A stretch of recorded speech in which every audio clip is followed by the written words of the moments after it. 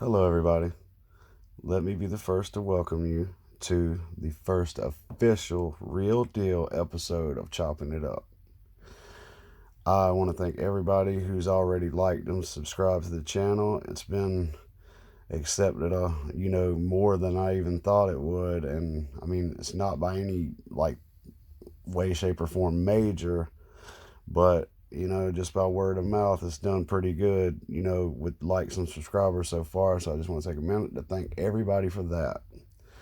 Um, I watch these crazy videos and people's got a million followers or a million views, and it's like, that's just crazy to me. I just want to see how far I can take this little thing, just a dude from Paisley doing my thing. But anyway, I was thinking about what to do for the first video, and I talked to my daughter about it, and my daughter was like, Dad, my 11-year-old daughter, Alyssa, was like, Dad, why not do conspiracy theory? And I was like, 11 years old, conspiracy theory sounds like a great idea to me. So I guess for the first video of Chopping It Up, we're going to do conspiracy theory. The best conspiracy theory out there, in my opinion, is, the most famous one is the JFK assassination. So I figure I would read through some of the facts from the event. I'm sure everybody knows what I'm talking about. I mean, there's videos on there. It was like a tragic day for America. Walt Disney World has shut down 3 times in its existence. One was for 9/11. One was obviously for the coronavirus, but the first time it shut down was actually for the JFK assassination, the death of the president. I wasn't alive at the time, but from people I've spoke to about it, it was just a really, really, really sad situation. So anyway, here's some facts from the event, and afterwards I'll speak on my thoughts of it, and hopefully you'll be interested. So here we go.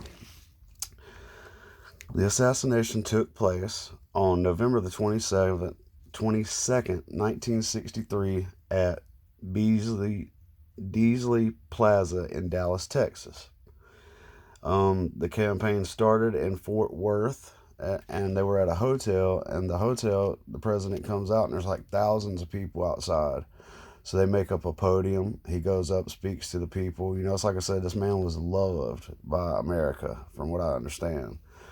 So, anyways, he does his little thing there, and he's going on with his campaign. Well, so they head from there, and they go to the Caswell Air Force Base for a 13-minute flight to Dallas to continue his little campaign, for his reelection as United States president.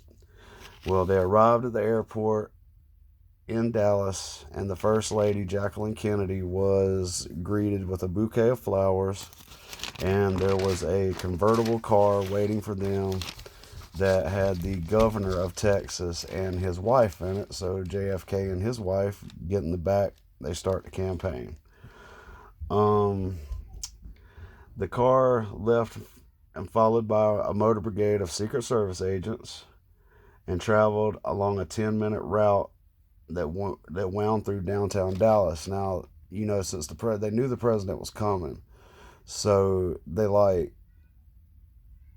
had like 4 or 5 different routes, because they wanted nobody to know the exact route that the president was taking. So they picked the route. They went that way. He was going through. Just basically it was like he was showing America. He didn't have any obviously no bulletproof vest, or he had Secret Service and all, but he was trying to be a fellow American, in my opinion.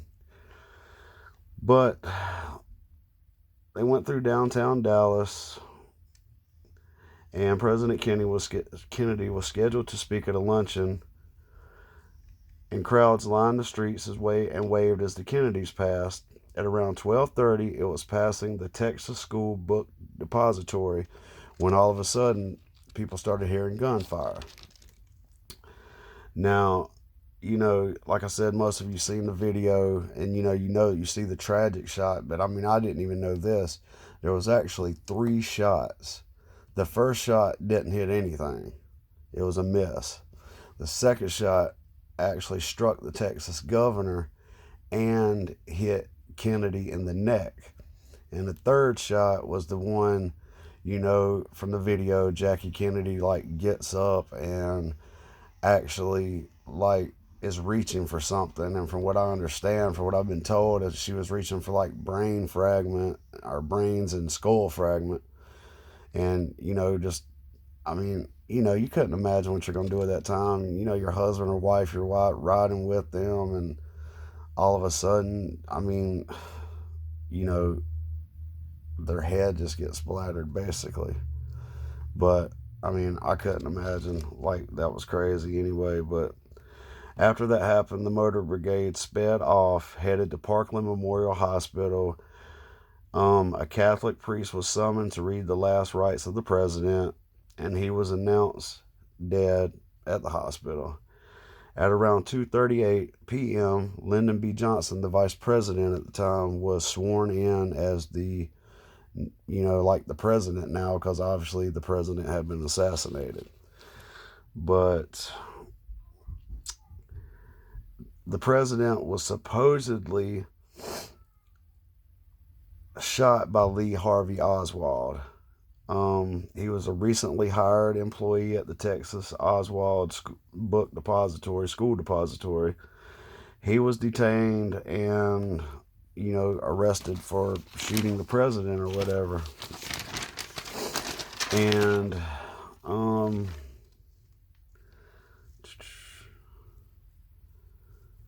it was said that Oswald was believed to have fired the fatal shots with a 6.5 millimeter Carcano rifle.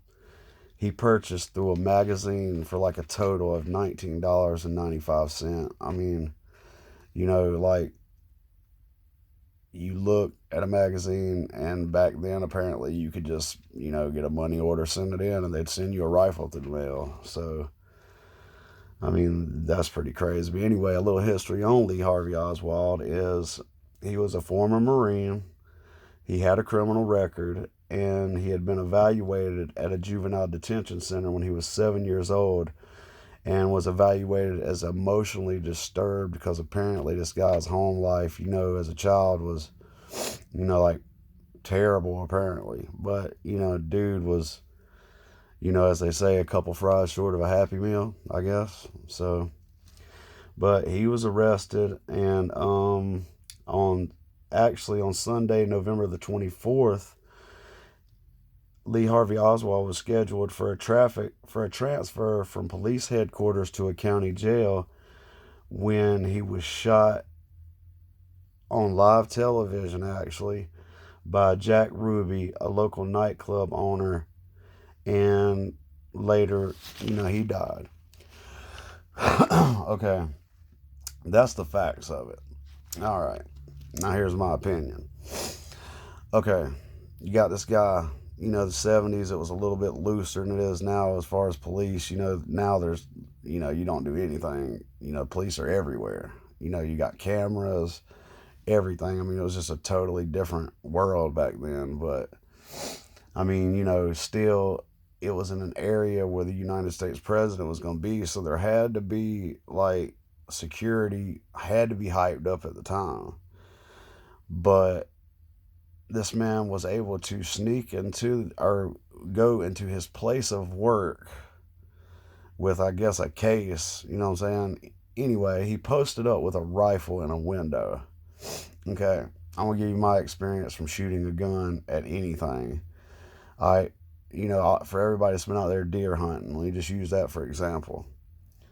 All right, you're out there, you're posted up with a rifle, and a deer, much less like a big buck, comes out or something. I mean, dude, personally, me, I get buck fever, my freaking nose starts running. I get, like, my heart starts beating a million miles a minute. I have to pretty much talk myself down to be able to pull the shot and make it a clean kill shot. This dude, they're saying, was able to post up in this window and fire 3 shots from this catalog 6.5 rifle. First of all, he'd have to bust through to get 3 shots off. I'm sure, I think it was a bold action. So, like I said, the first shot missed completely.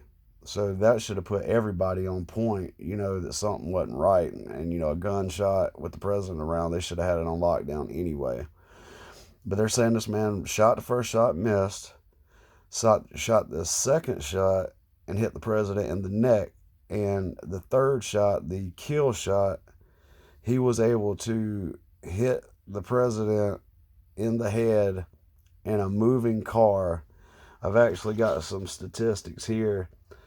The second shot was from 190 feet, and he hit him in the neck.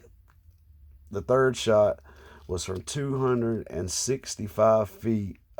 That's what they were saying, with a limo traveling 11 miles per hour. Okay. That is some serious shooting, for one, because you can't even imagine, I can't imagine what your adrenaline is like shooting at somebody, much less the U.S. president, much less with tons of security around. I mean, I don't know. I'm not going to say he didn't do it because I'm not sure. I'm saying, in my opinion, I believe it's more like maybe the government did it, really. I mean, how did he know exactly where the president was going to be?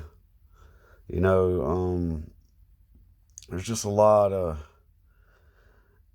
variables that had to come exactly correct for him to be able to do this. But anyway, he went down for it. And before he could really be questioned or any answers given for anything, he was shot and killed. I mean, this guy run up on public television and shot him in front of God and everybody.